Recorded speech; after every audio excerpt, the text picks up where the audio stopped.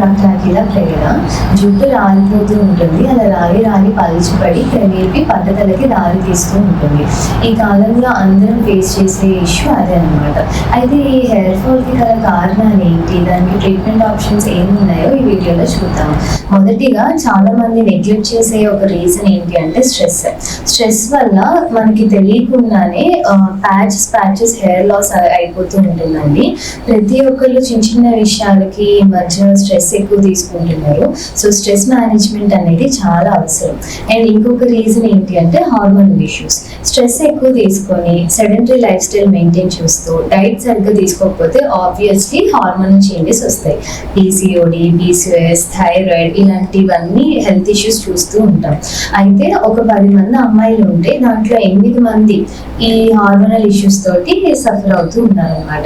వాళ్ళల్లో కూడా మనం ఈ హెయిర్ ఫాల్ ఇష్యూనే కాకుండా యాక్నే అలాంటి అదర్ హెల్త్ ఇష్యూస్ చూస్తూ ఉంటాం.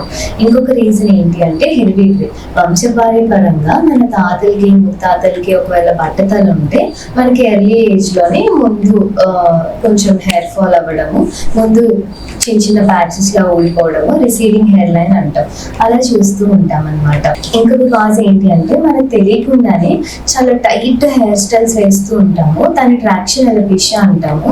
స్కూల్స్ లో కూడా టైట్ గా లాగి జడ వేస్తూ ఉంటారు. అలా చిన్నప్పటి నుంచి టైట్ గా వెనక్కి లాగి జడ వేసే కొద్దికి ఏమవుతుందంటే ఆ ట్రాక్షన్ కి ఈ ఎదురు హెయిర్ లైన్ రిసీడ్ అయిపోతుంది, వెళ్ళిపోతుంది అనమాట. అలా ముందు మనకి బట్టతలు వచ్చే అవకాశం ఉంటుంది. దాన్ని ట్రాక్షన్ ఎలపిషియా అంటాం. సో హెయిర్ ఎప్పుడైనా కానీ మీరు టై చేయడం మంచిది. అలా జడ వేస్తున్నారు అంటే మరీ టైట్ గా కాకుండా కొంచెం లూజ్ గా వేసుకోవడమే మంచిది అనమాట. ఇంకొక రీజన్ ఏంటి అంటే న్యూట్రిషనల్ డెఫిషియన్సీ. మనం డైట్ అంతా కరెక్ట్ గానే తీసుకుంటాము, కానీ క్యాలరీస్ ఎక్కువ తీసేసుకుంటూ న్యూట్రియంట్స్ తక్కువ తీసుకుంటాం అనమాట. అంటే హై క్యాలరీ లో న్యూట్రియంట్ డైట్ అనేది ఫాలో అవుతాం. ఫర్ ఎగ్జాంపుల్ మన సౌత్ ఇండియన్ లో ఎక్కువ మనం అన్నం తింటాం. అన్నంలో చాలా మంది పచ్చడి వేసుకొని లేదా కూర పలుచగా కలుపుకొని తింటారు. అన్నంలో మనకి కార్బోహైడ్రేట్స్, బాడీకి కావాల్సిన ఎనర్జీ దొరుకుతుంది, కానీ న్యూట్రియంట్స్ ఎక్కడ మనకి కనిపించవు అనమాట. సో కూరగాయలు, ఆకుకూరలు ఎక్కువ తీసుకుంటూ రైస్ కూడా మనం తీసుకుంటేనే మనకి బ్యాలెన్స్డ్ డైట్ అవుతుంది. సో అలా డైట్ సరిగ్గా అంటే హెల్తీగానే తింటాం, ఇంట్లో చేసే ఫుడ్డే తింటాం, కానీ మనకి న్యూట్రిషన్ అందదు అనమాట. అలా కొన్ని రోజులకి ఏంటి అంటే న్యూట్రిషన్ డెఫిషియన్సీస్ వచ్చేసి దానివల్ల కూడా హెయిర్ ఫాల్ అవుతుంది.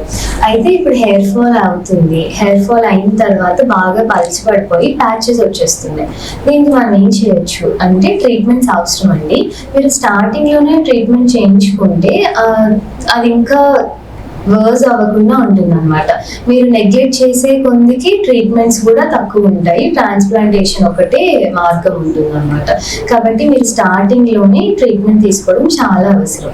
మరి ట్రీట్మెంట్ ఆప్షన్స్ ఏముంటాయి అంటే మీకు హెయిర్ ఫాల్ ఉన్నా, హెయిర్ పల్చి పడిపోయినా, జుట్టు బాగా సన్నగా అవుతున్నా, మీరు హెయిర్ వాష్ చేసిన తర్వాత తుట్లుగా 100 స్ట్రాండ్స్ కన్నా ఎక్కువ జుట్టు ఊడిపోతున్నా, అక్కడక్కడ ప్యాచెస్ లాగా అంటే చిన్న ప్యాచెస్ లాగా వచ్చేసిన, ముందు 1 ఎకరం పోయింది అని ఎక్కిరిస్తుంటారు కదా మన పాతకాలంలో, అలాగా ముందు ఇక్కడ ఫోర్ హెడ్ లో ఈ హెయిర్ లైన్ వెనక్కి వెళ్ళిపోయినా, ఈ కండిషన్స్ ఏ ఉన్నా కానీ మనం పిఆర్పి థెరపీ లేదంటే జిఎఫ్సి థెరపీ చేయించుకోవచ్చు అనమాట.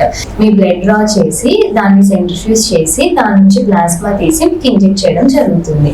అయితే పిఆర్పితో పోల్చుకుంటే జిఎఫ్సి రిజల్ట్ బాగుంటుంది. మీరు ఒక 3 to 4 పిఆర్పి సెషన్స్ తీసుకుంటే ఒక జిఎఫ్సి సెషన్ తీసుకున్నంత ఉపయోగం ఉంటుంది అనమాట. జిఎఫ్సిలో ఏంటంటే గ్రోత్ ఫ్యాక్టర్స్ ఉంటాయి. మన బ్లడ్ లో ప్లేట్లెట్స్ ఉంటాయి. ఆ ప్లేట్లెట్స్ లో చాలా రకాల గ్రోత్ ఫ్యాక్టర్స్ ఉంటాయండి, చాలా హెల్త్ బెనిఫిట్స్ ఉంటాయి అన్నమాట. సో ఈ జిఎఫ్సిలో ఏంటి అంటే ఆ గ్రోత్ ఫ్యాక్టర్స్ అనేవి ఆ సీరంలో బాగా ఉండడం వలన మనకి హెయిర్ పల్చి పడకుండా ఒక సింగిల్ సిట్టింగ్ లోనే చాలా డిఫరెన్స్ తెలుస్తుంది. అండ్ దీంతో పాటు మన దగ్గర స్పెషల్ గా ఓజోన్ థెరపీ చేస్తాం. ఓజోన్ థెరపీ ఏంటి అంటే pure medical grade oxygen ozone గా మార్చి సన్న పైప్ ద్వారా ఒక క్యాప్ ఉంటుంది, ఆ క్యాప్ లోంచి ఒక పైప్ పెట్టి గ్యాస్ పంపిస్తాం. దీనివల్ల ఏమవుతుంది అంటే ఇప్పుడు ప్రతి ఒక్కరిలో చూస్తున్నామండి, వాటర్ హార్డ్ గా ఉండడం వలన ఇవాళ హెడ్ బాత్ చేస్తే నెక్స్ట్ డేకి బాగా జిడ్డుగా అయిపోవడము, ఇచ్చింగ్ రావడము, డాండ్రఫ్ రావడము, ఇలాంటి ఇష్యూస్ అన్ని చూస్తున్నాం. సో ఓజోన్ స్కాల్ప్ బ్యాగింగ్ లో ఏంటి అంటే మీకు స్కాల్ప్ అంతా క్లారిఫై అయిపోతుంది అనమాట. ఓజోన్ లో ఇందులో anti microbial, anti fungal, anti viral properties ఉంటాయి. కాబట్టి మనకి స్కాల్ప్ ఒక చక్కగా నీట్ గా అయిపోతుంది. అలానే నీట్ గా అవుతూ ప్రతి ఫాలికల్ కి ఆక్సిజన్ అందుతుంది. దానివల్ల మనకి మొదల్లోంచి వెంట్రుకలు బలంగా ఉంటాయి అన్నమాట. ఓజోన్ లో ఇంకొక స్పెషాలిటీ ఏంటంటే అది హెయిర్ షాఫ్ట్ ని కూడా ట్రీట్ చేస్తుంది. జిఎఫ్సీలో వాటన్నిటిలో ఏంటి, మనం కుదులకి మాడికి ట్రీట్మెంట్ చేస్తాం కదా, ఓజోన్ లో ఏంటి అంటే హెయిర్ షాఫ్ట్ కూడా రిపేర్ అవుతుంది అనమాట.